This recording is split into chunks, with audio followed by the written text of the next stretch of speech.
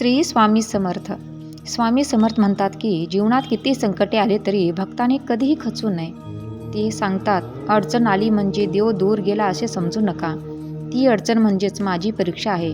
स्वामी समर्थ भक्ताला नेहमी आत्मविश्वास देतात. परिस्थिती तुमच्या विरोधात असली, लोक दोष देत असले तरी सत्याचा आणि कष्टाचा मार्ग सोडू नका. संयम ठेवा, कारण संयमातूनच शक्ती निर्माण होते. स्वामी म्हणतात की मन कमजोर झाले की भाग्य कमजोर होते. म्हणून मन मजबूत ठेवा, नाम स्मरण करत राहा आणि रोजचे कर्म प्रामाणिकपणे करा.